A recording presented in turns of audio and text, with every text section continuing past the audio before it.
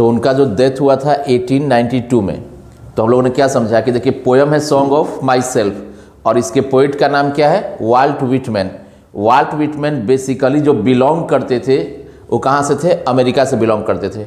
America ने एक मतलब समझिए कि अमेरिका के लिए एक बहुत ही ये वेल नोन है ना, अमेरिका के लिटरली फिगर जो कह सकते हैं, जाने माने एक चर्चित चेहरा थे कौन, वाल्ट व्हिटमैन। और उनका जो डेथ हुआ 1892 में हुआ। तो हम लोग ये बेसिक एक इन्फॉर्मेशन जो यहाँ पे हमने दिया है पोइट के बारे में उसको याद रखेगा। First, song of myself जो पोएम है इसकी पोइट का नाम क्या है, Walt Whitman. Second, Walt Whitman कहाँ से बिलोंग करते थे, तो अमेरिका से। थर्ड, वाल्ट व्हिटमैन का जन्म 1819 यानी कि 1819 में हुआ और वाल्ट व्हिटमैन का जो डेथ है 1892 1892 में हुआ। ठीक है, अब इस पोएम को पढ़ते हैं, क्या है कि इस पोएम में आखिर दिया हुआ क्या है। देखिए क्या लिखा हुआ है कि सॉन्ग ऑफ माई सेल्फ, मेरा खुद का गीत। तो यहाँ पे जो माई सेल्फ है ये कौन है, वाल्ट व्हिटमैन जी है, ये पोएट हैं। वो अपने बारे में, अपने थॉट के बारे में हम लोग को बता रहे हैं। देखिए, I celebrate my self and Singh my self. क्या है, आई सेलिब्रेट माई सेल्फ। तो आई जो यहाँ पे है, ये आई कौन है, खुद पोएट है ना। और पोएट कौन है यहाँ पे, वाल्ट व्हिटमैन। क्या बोल रहे हैं कि I celebrate my self and Singh my self. कवि ये बता रहे हैं कि सेलिब्रेट, देखिए सेलिब्रेट वर्ड का लिटरल मीनिंग क्या होता है, जश्न मनाना, कि मैं सेलिब्रेट करता हूँ माई सेल्फ खुद से, और सिंग गा भी लेता हूँ खुद से। अब देखिए ये तो शुद्ध हिंदी हो गया, आप समझिए इसका अर्थ क्या है। कवि ये फर्स्ट लाइन से ये बताना चाहते हैं ना कि मेरा जो लाइफ है मैं अपने हिसाब से जीता हूँ। आप लोग आजकल डायलॉग मारते हैं ना, माई लाइफ माई रूल, वही कवि भी समझिए वही बात है, आप उन्हीं का कॉपी करते हैं। तो कवि कह I celebrate my self and Singh my self का मतलब क्या हुआ, कवि ये कह रहे हैं कि लाइफ में मुझे जब मौका मिलता है मैं अपने हिसाब से क्या करता हूँ, मैं अपने हिसाब से चीज़ों को इंजॉय करता हूँ। सेलिब्रेट का मतलब क्या है, इंजॉय करना, कि मैं लाइफ में खुद से इंजॉय करता हूँ, मुझे किसी का आवश्यकता नहीं है। लोग हैं तो भी अच्छी बात है और नहीं है तो भी अच्छी बात है, मैं लाइफ को खुद से इंजॉय करना जानता हूँ और मैं खुद से इंजॉय करता हूँ। सिंग माई सेल्फ, देखिए गाने का मतलब क्या है, देखिए आदमी गाना खुशी में भी गाता है, दुख में भी गाता है। खुश होता है तो मज़ेदार गाना गाता है और दुखी होता है तो दुख भरा गाना गाता है। दिल के टुकड़े हजार हुए, है ना। और जब खुश होता है तो अच्छा अच्छा गाना गाता है। तो यहाँ पे सिंग माई सेल्फ का सेंस क्या है कि अगर लाइफ में कभी खुश होने का मौका मिलता है तो मैं खुद से खुश हो लेता हूँ, इंजॉय कर लेता हूँ, गीत गा लेता हूँ, नाच लेता हूँ। लेकिन अगर कभी दुखी भी होता हूँ तो उसको खुद से, देखिए सिंग, चूँकि गाना का लाइफ के दोनों पहलू से कनेक्शन है। आप सॉरोफुल हैं, दुख में हैं, जॉय कर रहे हैं, खुशी है, इंजॉयमेंट है तो भी खुशी है। तो कहने का मतलब कवि ने फर्स्ट लाइन में क्या बताया, कवि ये बता रहे हैं कि भाई मैं लाइफ में अकेले अपने आप को एडजस्ट करना जानता हूँ, कि मुझे जब मौका मिलता है मैं इंजॉय करता हूँ लाइफ को, मुझे जब मौका मिलता है मैं खुश हो लेता हूँ, गीत गा लेता हूँ, नाच लेता हूँ। कोई है तो भी अच्छा, कोई नहीं है तो भी अच्छा। देखिए सेकेंड लाइन क्या है, and what I assume. Assume का मतलब होता है मानना। देखिए एज्यूम है ना, एज्यूम का मतलब क्या होता है, मानना, सपोज करना। और मैं जो मानता हूँ, देखिए वाट आई, तो आई कौन है, पोएट है। आई कौन है, पोएट है ना।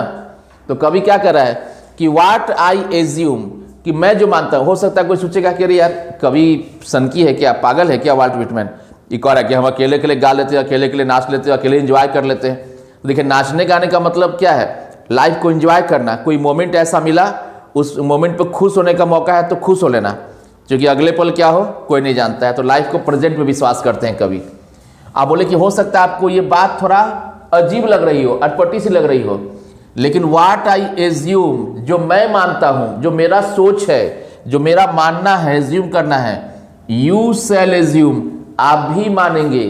समय आने दीजिए, एक वक्त आएगा जब आपको मेरी बात यानी कवि की बात बिल्कुल सच में प्रभावित करेगी और आप लाइफ में आप भी कवि के प्रिंसिपल, उसके सिद्धांतों को फॉलो करेंगे। और लाइफ जब थपेड़ा देगी, अपना थप्पड़ मारेगी, तो आपको समझ में आएगा कि जो पल हमने जी लिया वही जिंदगी है, वही जिंदगी की परिभाषा है। तो कवि ने बिल्कुल सही कहा है कि लाइफ के प्रेजेंट को एंजॉय कीजिए। आप जो भी काम करते हैं, देखिए यहाँ पे जश्न मनाने का मतलब, खुश होने का मतलब नहीं कि वो पार्टी कर रहा है, डांस कर रहा है। खुश होने का मतलब, जश्न मनाने का मतलब क्या है कि लाइफ में जो भी काम, whatever work you are doing या the poet is doing, we should enjoy it. मतलब उस काम को अगर आप इंजॉय करते हैं ना, कुछ भी आप पढ़ रहे हो तो उसको इंजॉय करो, पढ़ा रहे हैं हम तो हम उसको एंजॉय करें, कोई खाना बना रहा है उसको एंजॉय करें, कोई जॉब कर रहा है उसको एंजॉय करें। मतलब लाइफ में क्या है, इंजॉयमेंट हर पल होती है, बशर्ते कि आप उस चीज़ को इंटरेस्ट लेकर करें। तो कभी बोल रहा है कि भाई हो सकता है मेरी बात आपको पागलों ऐसा लग रही हो, आप मेरे बात से सेटिस्फाई ना हो, लेकिन कवि का एक बड़ा स्ट्रॉन्ग बिलीफ है।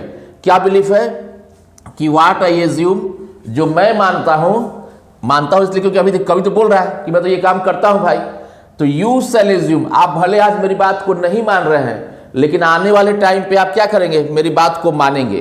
कवि बिल्कुल स्ट्रॉन्ग बिलीफ के साथ, पूरा विश्वास के साथ इस बात को कह रहा है। अब देखिए क्या है विश्वास का रीजन क्या है, फॉर एवरी एटम, देखिए एटम कि every atom belonging to me as good belongs to you. कवि क्या कह रहा है, देखिए 2 बार हो गया क्या है, every atom belonging to me. अब देखिए एटम का मतलब क्या है, केमिस्ट्री वाला मत जाएगा है ना, केमिस्ट्री का नहीं जाएगा यहाँ पे। एटम का देखिए सेंस क्या है यहाँ पे, एटम का मतलब यहाँ पे देखिए लिख देते हैं, एटम का जो मतलब है वो है नेचुरल एलिमेंट्स से, जिसको आप बोलते हैं ना पंच तत्व। देखिए आप सब जानते हैं, हम लोग सब पंच तत्व आप सब पढ़े हैं ना कि हमारा जो बॉडी है, हमारे शरीर का निर्माण पंच तत्व से हुआ है। बोलते हैं ना आकाश, हवा, पानी, जल, गगन, समीर, क्या क्या बोलते हैं हिंदी में। तो कहने का मतलब क्या है, एटम दिखा रहा है नेचुरल एलिमेंट को। कवि कह रहा है क्यों कि मेरा इतना विश्वास स्ट्रांग क्यों है कि आप भी आज न कल मेरी बात को मानेंगे, फॉलो करेंगे। क्यों, क्योंकि every atom belonging to me, क्योंकि जिस पंच तत्व से, जिस नेचुरल एलिमेंट से मेरा निर्माण हुआ है, जो मेरे शरीर के अंदर जो 5 तत्व है, 5 एलिमेंट्स है नेचर के, जिनसे हर इंसान के शरीर का निर्माण हुआ है, as good belongs to you, वही तो मेरे भाई तुम्हारे अंदर है। तो फिर मेरा और तुम्हारा सोच अलग कैसे होगा, समय का फर्क हो सकता है, मैं आज मान रहा हूं, तुम कल मानोगे, परसों मानोगे, लेकिन मानोगे जरूर। तो कवि का स्ट्रॉन्ग विश्वास का रीजन क्या है कि मैं जो मानता हूं तुम भी मानोगे, उसके पीछे कारण यही दे रहा है कि every atom belonging to me as good belongs to you, मतलब जिन एटम्स, जो एटम्स मेरे अंदर है। अब एटम्स का मतलब बता रहे हैं बार बार, नेचुरल एलिमेंट्स, जो पंच तत्व है, जिस 5 तत्वों को मिलाकर इंसान के शरीर का निर्माण हुआ है। तो कवि कह रहा है कि जिस पंच तत्व से, जिस नेचुरल एलिमेंट से मेरे शरीर का निर्माण हुआ है, तुम्हारा भी तो उसी से निर्माण हुआ है। तो फिर हम लोग कहाँ अलग हैं, समय का चक्कर है, आज मेरी बारी कल तेरी बारी है, मतलब आज मैंने मान लिया है, कल तुम भी मानोगे। ये कवि का क्या है, एक पूरा स्ट्रॉन्ग विश्वास है। आगे बढ़ते हैं, I loaf and invite my soul. अब कवि क्या कर रहा है, देखो मैं लोफ करता हूं, देखिए लोफ LOAFE लिखा हुआ, ओल्ड इंग्लिश का वर्ड है ना। अब देखिए लोफ का क्या मतलब है, लोफ, अभी देखिए अभी के इंग्लिश में ये ई नहीं होता है ना लोफ, तो लोफ का मतलब होता है देखिए भटकना। वेंडर, देखिए वेंडर का मतलब क्या, बिना पर्पस के, वंडर है ना, वेंडर सॉरी, भटकना। अब देखिए यहाँ पे कवि क्या कर रहा है कि मैं लोफ करता हूं, जीवन में मैं भटकता हूं, घूमता हूं, कोई उद्देश्य नहीं। अब कहने का मतलब कैसे बच्चा एक होता है, उसका उद्देश्य कुछ होता है। हम लोग का जो उम्र है, आपका जो उम्र है, यहाँ से वहाँ भी जाएंगे तो कुछ काम है, हाँ वो सामान लाना है तो वहाँ जाएंगे, नहीं लाना है तो बैठे रहेंगे, नहीं जाएंगे, कोई काम नहीं भाई। एक छोटा बच्चा को देखिए बिंदास है, कोई टेंशन है उसको, यहाँ से वहाँ जाएगा, फिर वहाँ से वहाँ आएगा, वहाँ गिरेगा, वहाँ उठेगा, वो लोफ करता है, वो भटकते रहता है। देखिए लोफ वर्ड का एग्जैक्ट मीनिंग क्या है, वेंडर करना, मतलब बिना किसी पर्पस के यहाँ वहाँ जाना, बस मन किया तो चल दिए। लोफ, लोफर समझते हैं, लोफर, लोफर क्या होता है, कोई काम धाम नहीं, जब मन तब उठे चल दिए, वहाँ से वहाँ चल दिए। तो लोग क्या कहते हैं, हम लोफर है जी, लोफड़ी करते रहते हैं, यहाँ से घूमते रहता है। तो कभी कह रहा है कि मैं लोफ करता हूँ, यानी कि मैं यहाँ वहाँ भटकता हूँ, जहाँ मर्जी वहाँ चला जाता हूँ, जरूरी नहीं कि हर जगह काम पड़ेगा तभी मैं जाऊँगा, मेरा दिल चाहा मैं चल दिया।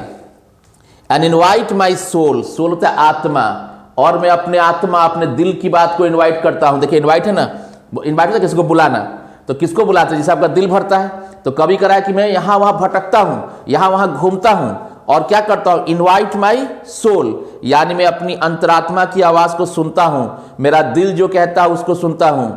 लोगों का काम है कहना, कुछ तो लोग कहेंगे, लेकिन मैं अपनी बात को सुनता हूँ, मेरे मन में जो विचार आता है उसको मैं क्या करता हूँ, फॉलो करता हूँ।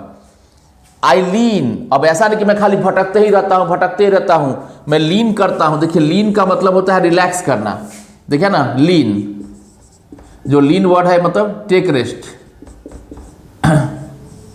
टेक रेस्ट या फिर रिलैक्स कवि कह रहा है क्या कि ऐसा नहीं कि मैं खाली भटक रहा हूँ, काम कर रहा हूँ, यहाँ वहाँ जा रहा हूँ, बेवजह का घूम रहा हूँ खाली। मुझे जब मन करता है तो मैं जीवन में सुकून की तलाश में थोड़ा सा लीन भी करता हूँ। देखिए आई लीन, मैं रिलैक्स करता हूँ, लेट जाता हूँ, बैठ जाता हूँ, सब काम धाम छोड़ देता हूँ। And loaf at my ease, ease का मतलब अपने मन से, अपनी सुविधा के अनुसार, एज फॉर माई कंफर्ट, है ना। देखिए एट माई ईज दिखा है ना, इसका तो क्या है, एज पर माई कंफर्ट, है ना। ईज का मतलब क्या है, एज पर माई कंफर्ट, कि मैं अपने कंफर्ट के हिसाब से, मैं अपने सुविधा के हिसाब से रिलैक्स करता हूं, जब मर्जी तब, है ना। ईज के हिसाब से क्या करता हूं, लो भटकता हूं, घूमता हूं। ऑब्जर्विंग अ स्पीयर, देखिए स्पीयर का मतलब क्या है, टॉप पार्ट। स्पीयर का मतलब जो है टॉप पार्ट, है ना, जो बोलते हैं ना आप, पेड़ का सबसे ऊपर का पार्ट, स्पाइक्स, है ना। तो बोला क्या कि is observing a spear of summer grass, अब समर ग्रास के टॉप पार्ट को ऑब्जर्व करता हूं। मतलब कहने का सेंस क्या है कि निगेटिविटी में भी मैं पॉजिटिविटी को ढूंढता हूं।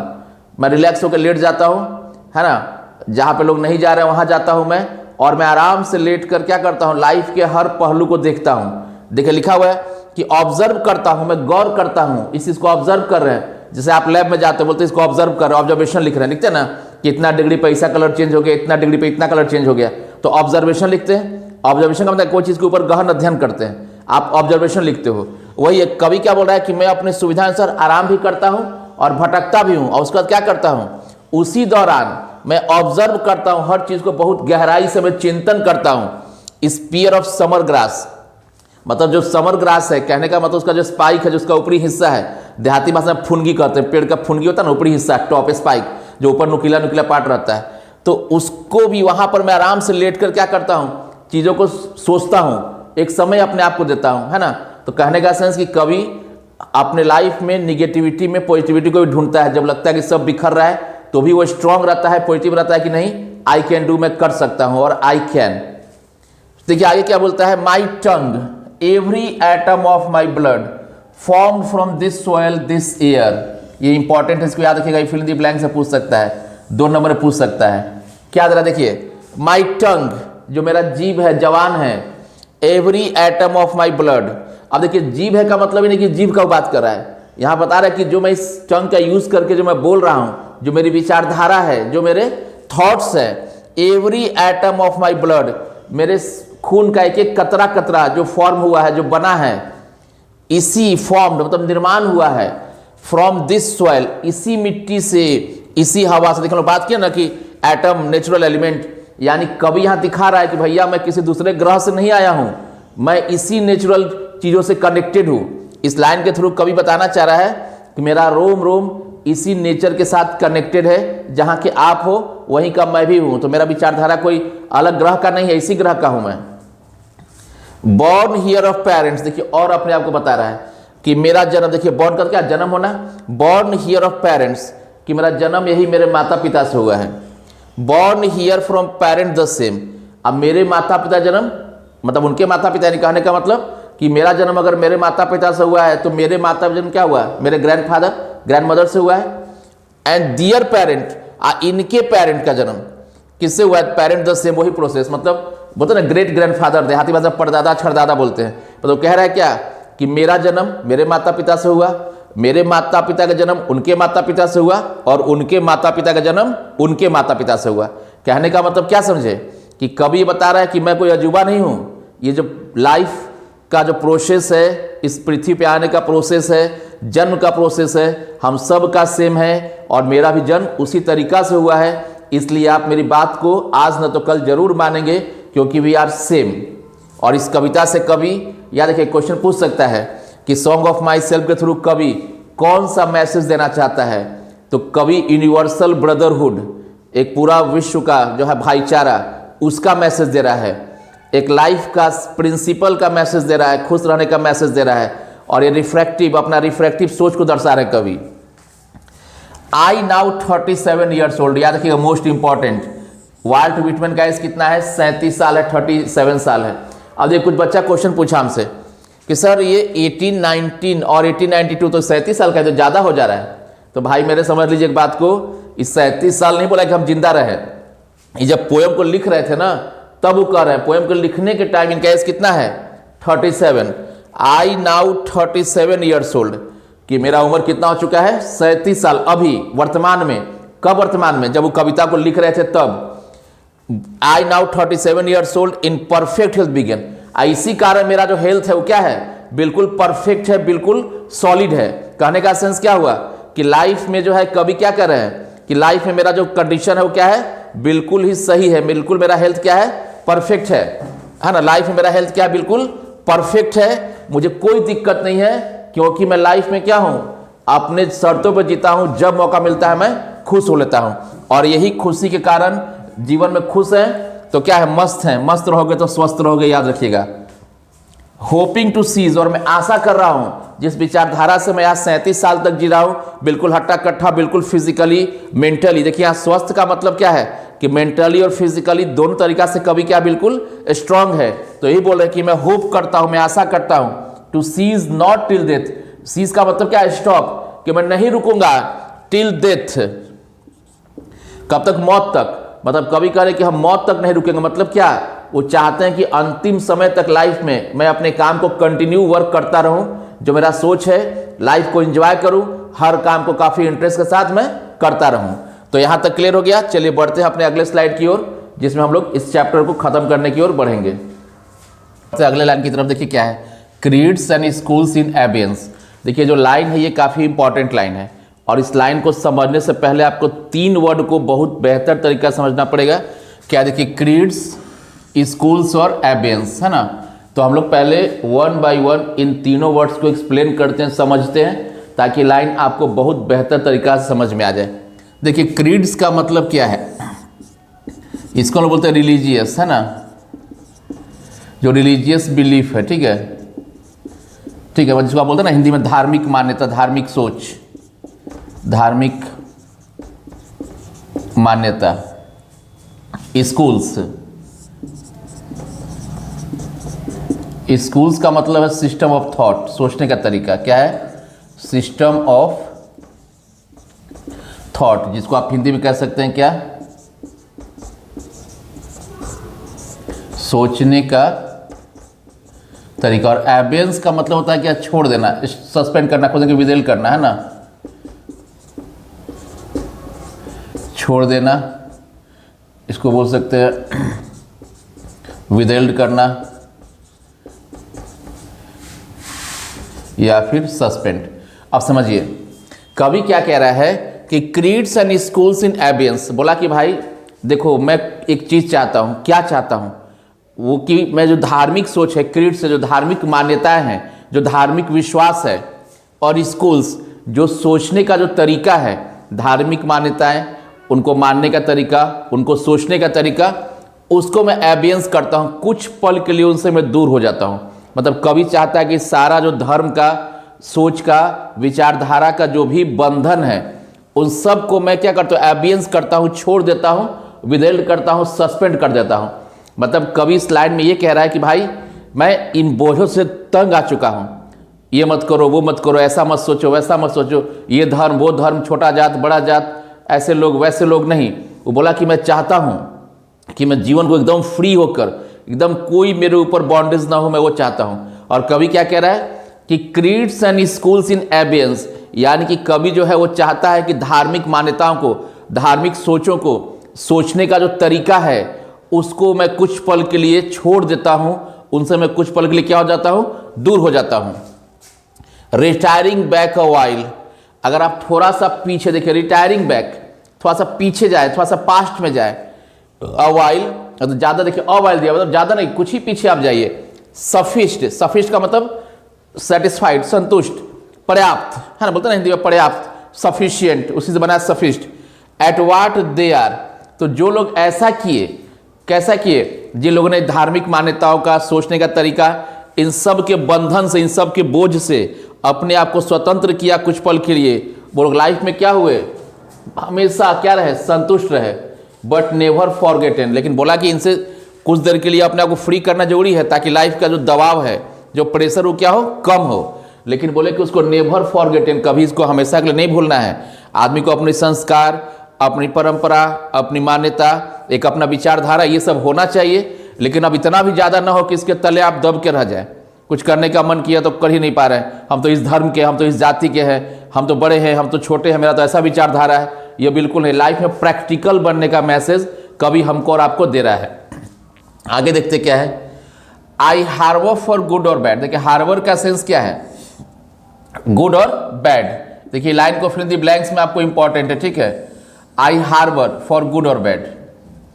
देखिए गुड और बैड से मतलब क्या है कि लाइफ में सकारात्मकता और नकारात्मकता दोनों के लिए कवि क्या है, तैयार है ना। वो दोनों चीज़ों को देखता है। देखिए गुड और बैड, गुड का सेंस क्या है, जो पॉजिटिव चीज़ें हैं, और बैड का मतलब क्या है, जो निगेटिव चीज़ें हैं, है ना, जो निगेटिव है और जो पॉजिटिव है। तो कवि क्या बोला कि आई हार्बर फॉर गुड और बैड। मैं चाहता हूँ, मेरा इच्छा है क्या, मैं चाहता हूँ क्या कि जीवन में पॉजिटिव और निगेटिव दोनों चीज़ें हों। क्योंकि देखिए जीवन में अगर केवल एक खाली अच्छा हो, खाली सकारात्मक हो तो भी अच्छी बात नहीं है, और खाली निगेटिव तो भी अच्छी बात नहीं है। क्योंकि जीवन जो है ना वो मिक्स है, एक अनुभव देता है, अच्छी चीज़ें भी अनुभव देती है, बुरी चीज़ें भी अनुभव देती है। लाइफ का पॉजिटिव पहलू भी होना चाहिए और लाइफ का निगेटिव पहलू भी होना चाहिए। तो कवि चाहता है, हार्बर करता है कि गुड और बैड, सकारात्मक और नकारात्मक दोनों चीज़ें हो। आई परमिट, परमिट होता है ना परमिशन, अलाउ, कि मैं परमिट करता हूँ, मैं अलाउ करता हूँ, to speak at every hazard. देखिए हैजर्ड का मतलब होता है विपत्ति, संकट, पेरिल मतलब डेंजर, कोई खतरा। मतलब जीवन में अगर कोई मुसीबत आए, कहीं पर भी कोई दिक्कत हो, कोई परेशानी हो, है ना, हैजर्ड हो। देखिए आप लिखते होंगे हैजर्ड से क्या होता है, मतलब खतरनाक, परेशानी वाला, दिक्कत वाला। तो कवि कहा कि मैंने अपने आप को बिल्कुल स्वतंत्र रखा है, अपने आप को बिल्कुल फ्री रखा है। किस लिए, ताकि जीवन में कभी कोई विपत्ति आए, कोई परेशानी आए, कोई गलत हो, तो मैं परमिट करता हूं अपने आप को, मैंने इतना अपना को स्ट्रांग बनाया है कि मैं क्या करूं, उसके ऊपर बोल सकूं। कोई भी निगेटिव चीज़ होती है, कोई बुरी चीज़ होती है, कोई गलत चीज़ होता है, कोई खतरा होता है, तो मैंने अपने आप को परमिशन दिया हुआ है कि तुम बोल सकते हो। तो अपने आप को परमिशन का मतलब क्या है कि कवि बिल्कुल फ्रेश विचारधारा के साथ है। कवि बोल रहा है कि कुछ गलत होगा तो मैं जरूर इसका विरोध करूंगा, कोई मुसीबत आएगी तो मैं उस पर जरूर सबके साथ खड़ा रहूंगा और बोलूंगा। और इसका तुलना किससे कर रहे हैं, नेचर से, प्रकृति से। आप सब जानते हैं कि नेचर ऑलमाइटी है, सर्वशक्तिमान है, सबसे पावरफुल है। देखिए बाढ़ आता है, तूफान आता है, जंगल के जंगल पूरे जल जाते हैं, फिर से नया पेड़ लगता है, फिर से नए पत्ते उगते हैं, फिर से वो पेड़ खड़ा होता है, फिर से नया रिनोवेट चलता है। तो क्या देखिए नेचर विदाउट चेक। देखिए चेक का सेंस क्या है ना, रुकना, स्टॉप। तो क्या है नेचर विदाउट चेक। देखिए प्रकृति की कब बोल रहे हैं कि कवि बोला कि प्रकृति से सीखो। प्रकृति हमारा, नेचर हमारा सबसे अच्छा टीचर है। Nature is our best teacher. Nature has the healing power. Nature में एक जादुई ताकत है और नेचर हमारा सबसे अच्छा शिक्षक है। तो कई बोले कि नेचर की तरह बनो, प्रकृति की तरह बनो। कि देखो जो नेचर है विदाउट चेक, बिना रुके हुए कंटिन्यू अपना काम करते रहता है विथ ओरिजिनल एनर्जी, अपनी पूरी क्षमता से। ओरिजिनल एनर्जी का मतलब क्या है, पूरी क्षमता, पूरी ताकत के साथ। ये लाइन आपका इंपॉर्टेंट है एक्सप्लेनेशन के लिए। इस लाइन से कवि क्या बता रहा है कि हमको लाइफ में नेचर से सीखना चाहिए। नेचर हमारा बेस्ट टीचर है। नेचर ही हमको सबसे ज़्यादा इंस्पायर करता है और नेचर एक मैसेज देता है कि लाइफ में आप गिरिए, उठिए, संभलिए, फिर चलिए, फिर गिरेंगे, फिर उठेंगे, फिर संभलेंगे, फिर चलेंगे। तो नेचर की तरफ बनिए कि कितना ही मुसीबत आए, नेचर अपना काम अपनी पूरी क्षमता के साथ करता है, वो टूटता नहीं है, बिखरता नहीं है। तो वही लाइन है कि nature without check with original energy. यानी कि कवि प्रकृति की तरह एकदम बिना रुके हुए पूरी क्षमता के साथ अपने इस विचारधारा को बढ़ाता रहेगा। तो आई होप कि आपको ये कविता बहुत बेहतर तरीका समझ में आ गई होगी। और इसका जो थीम हुआ कि कवि इस पोयम के थ्रू, है ना, एक यूनिवर्सल ब्रदरहुड का मैसेज दे रहा है। और किसका मैसेज दे रहा है, ये अपने लाइफ को जीने के लिए एक प्रिंसिपल, एक सिद्धांत बनाइए। और लाइफ में हमेशा आप क्या कीजिए, इस फ्रीडम ऑफ स्पीच, आदमी को बोलने का आज़ादी हो। आदमी देखिए कभी यहाँ बोला है ना कि परमिट टू स्पीक, तो यहाँ पे आदमी को बोलने का आज़ादी हो। इस सब संदेश के साथ बहुत ही सुंदर कविता हम लोग के सामने कवि ने प्रस्तुत किया है। और एक सुंदर कविता एग्जाम के लिए भी काफ़ी इंपॉर्टेंट है। तो इसको खूब अच्छे से देखिए, हर वर्ड को समझिए। और ये वीडियो देखने के बाद एक बार बुक से खुद से पढ़ के ट्राई करें, हर लाइन को गौर से देखें कि आपको समझ में आए कि नहीं। और अगर वीडियो अच्छी लगी हो तो लाइक जरूर कर दीजिए। Thank you.